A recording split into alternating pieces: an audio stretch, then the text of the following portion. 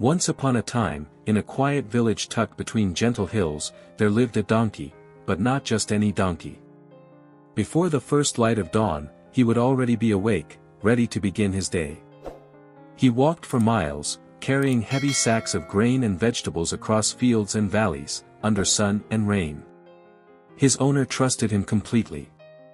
And the donkey, proud of his purpose, found meaning in his work. Even without words, he made his dedication known through every step, every load, every day.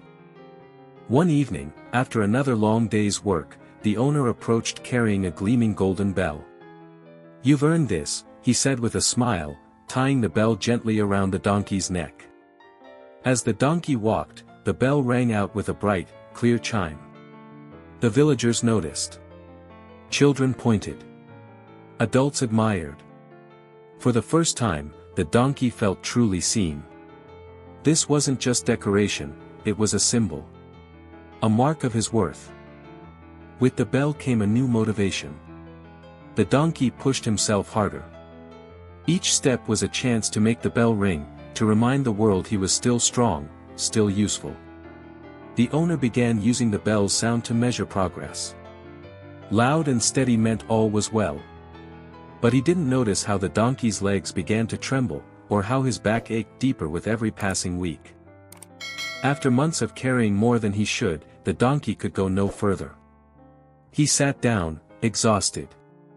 The bell still rang, faint, distant, like a whisper of his past strength. That's when an old ox, who had watched from afar, slowly approached. "Why do you push yourself so hard?" the ox asked gently. The donkey sighed. "The bell, it tells the world who I am. If it stops ringing, I'll be forgotten." The ox nodded slowly, his voice full of wisdom. "Sometimes the loudest sounds hide the deepest pain. Don't forget to listen to yourself, not just the world." The next morning, the donkey didn't rise. The bell still rang, weak and tired. The owner rushed over, shocked. Guilt washed over him. "I pushed him too far," he thought. But then another thought crept in. The bell doesn't sound the same, maybe he's not useful anymore.